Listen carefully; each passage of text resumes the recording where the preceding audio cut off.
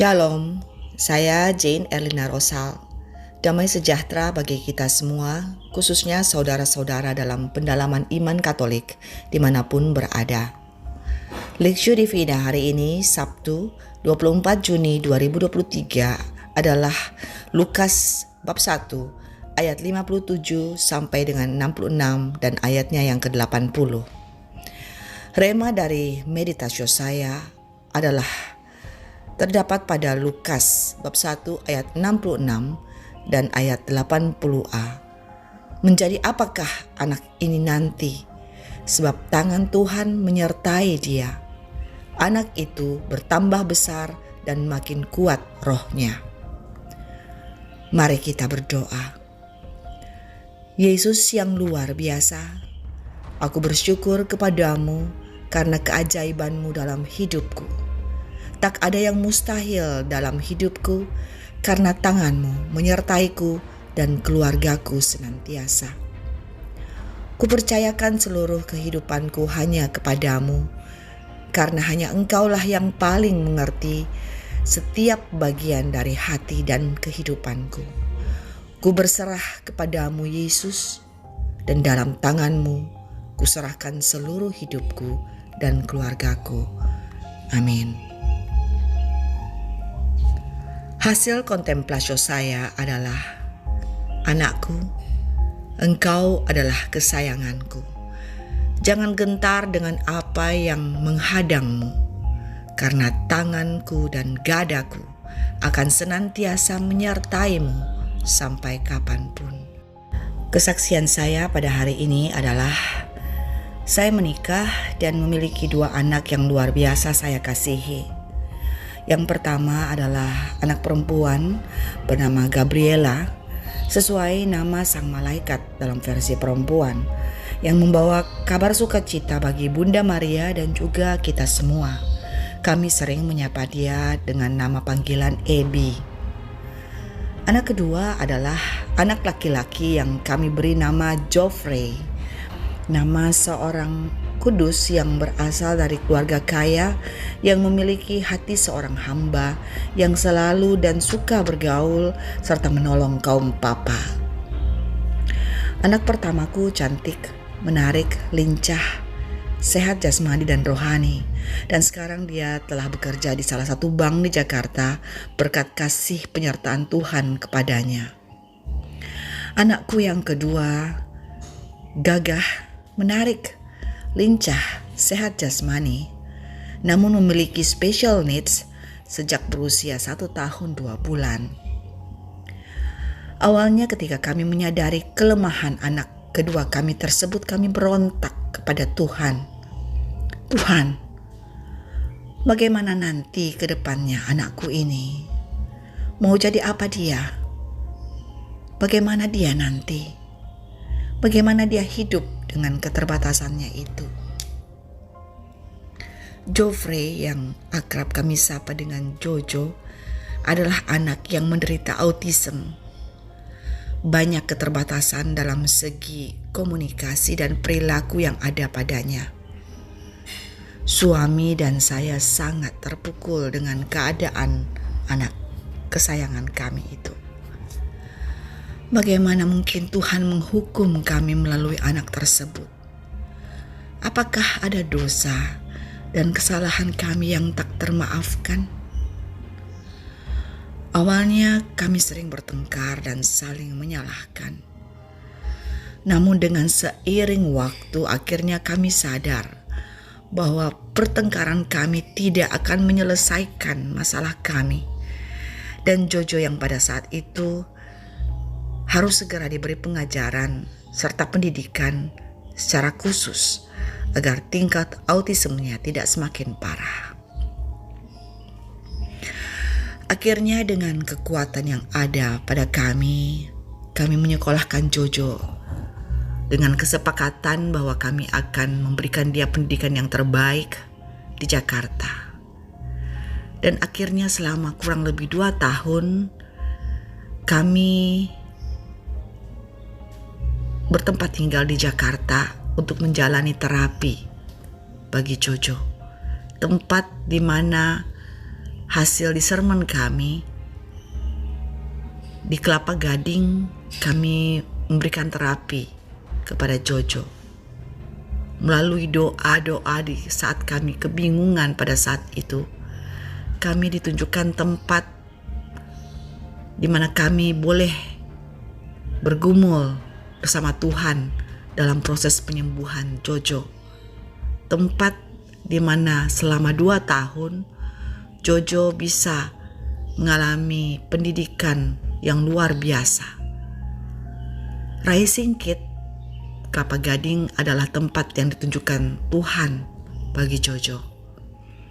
Sangat luar biasa pergumulan kami, karena dana yang dibutuhkan sangat besar, padahal kehidupan kami juga sangat terbatas. Namun kami tahu Tuhan kami adalah Tuhan yang kaya, yang selalu akan memberikan kami kecukupan dan tidak akan melentarkan kami ketika kami berteriak minta tolong kepadanya. Jarak dari keluarga inti yang sangat jauh juga menjadi salah satu hambatan bagi kami dalam berkomunikasi, sehingga tidak setiap saat saya dan suami dapat berkomunikasi mengenai perkembangan Jojo. Namun, hal yang menggembirakan dan membangkitkan semangat kami adalah bahwa perkembangan Jojo sangat luar biasa. Dia sangat merespon baik materi-materi yang diberikannya oleh guru-gurunya, oleh pendamping-pendampingnya kepadanya. Saat itu usianya sekitar 3 tahunan. 2 tahun di Jakarta, akhirnya kami memutuskan untuk pulang karena kami harus menata kembali kehidupan kami, terlebih dalam hal materi kami yang pas-pasan. Bersyukur memiliki Tuhan yang luar biasa yang tak pernah berhenti menjaga kami. Suami pun dalam keadaan apapun senantiasa dapat memperoleh rezeki yang baik dan cukup untuk kehidupan kami dan perkembangan Ebi dan Jojo. 6 bulan Jojo bersekolah di Manado, kami melihat bahwa dia tidak memiliki perkembangan yang baik. Dia bukan menjadi lebih baik, tetapi makin menurun, tidak seperti ketika dia bersekolah di Jakarta. Akhirnya kami putuskan, saya dan Jojo pindah kembali ke Makassar untuk terapi dan bersekolah di sana. Kami tidak kembali ke Jakarta karena harga yang kami bayarkan untuk terapi Jojo di Jakarta sangat luar biasa. Akhirnya setelah berunding kami memutuskan untuk kami ke Makassar saja, karena berdasarkan pengalaman teman yang ada di Makassar mengatakan bahwa Makassar cukup menjanjikan untuk pendidikan Jojo. Akhirnya kami berangkat ke Makassar dan memberikan pendidikan kepada Jojo, terapi dan bersekolah di Sekolah Pelita Mandiri, tempat di mana yang Tuhan tunjukkan kepada kami untuk tempat persinggahan Jojo selama 3 tahun. Selama Jojo 3 tahun di Makassar, Jojo mengalami perkembangan yang luar biasa. Dia bisa membaca dengan sangat cepat, sangat mudah. Dia dapat menulis dengan sangat baik dan rapi. Dan dia cukup bisa berinteraksi, bahkan melakukan perintah-perintah singkat. Bahkan dia dapat mengenali hampir semua benda yang kami tunjukkan kepadanya. Genap 3 tahun Jojo bersekolah di Makassar, bersekolah dan terapi di Makassar. Akhirnya kami harus balik lagi ke Manado karena cicinya, Ebi, harus meneruskan sekolahnya atau studinya di luar Manado. Bersyukur karena Tuhan begitu baik dalam memelihara anak sulung saya, walaupun saya terpisah jarak dengan dia. Dia dapat lolos dan diterima studi di Kuala Lumpur di bidang studi psikologi. Kemarin adalah waktu-waktu yang luar biasa ketika kami harus bergumul bagaimana anak saya Ebi di Manado dan kami di Jakarta dan Makassar. Tetapi ternyata ada rencana Tuhan di balik itu, bahwa Tuhan mempersiapkan Ebi untuk bisa hidup mandiri jauh dari saya. Bagaimana ketika Jojo harus mengalami terapi dan fokus kami ada pada Jojo, Ebi dapat hidup mandiri di Manado. Dan itu terbukti ketika Tuhan menyertai dia hidup di Kuala Lumpur selama 3 tahun studi di sana. Ketika kami kembali ke Manado, kembali kami bergumul tentang bagaimana Jojo ke depan. Bagaimana dia di kota Manado ini. Apakah dia akan kembali sama seperti kali lalu yang progresnya menurun? Dan kalimat inilah yang terjadi dan berlaku atas diri Jojo.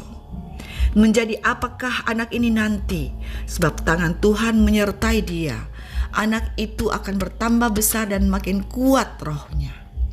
Penyertaan Tuhan luar biasa dalam hidup anak-anak saya, Ebi dan Jojo, khususnya Jojo yang memiliki banyak keterbatasan.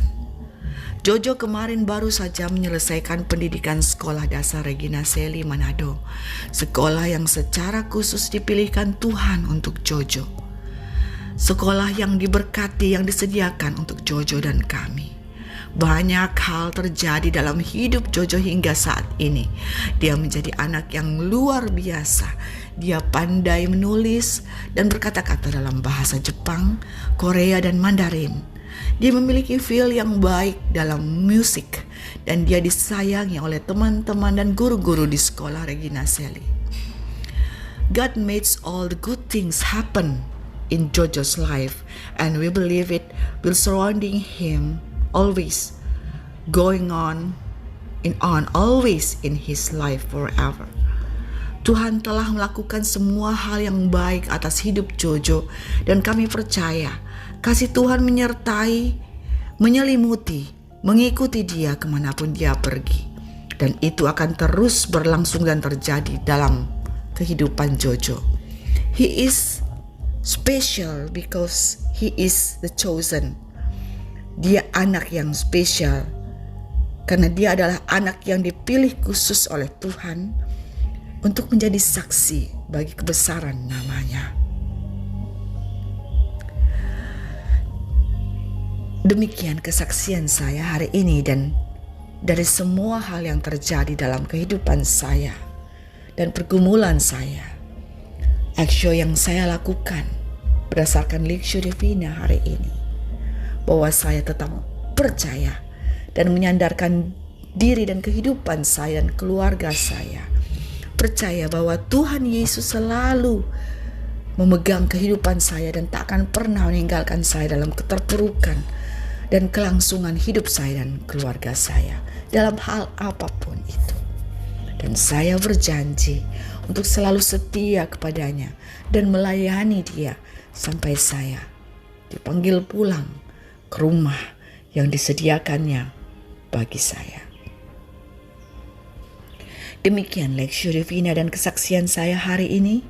Untuk itu, marilah kita semua semakin berakar, bertumbuh, dan berbuah lebat dalam iman, harap, dan kasih akan Kristus Tuhan. Amin. Tuhan Yesus memberkati kita semua.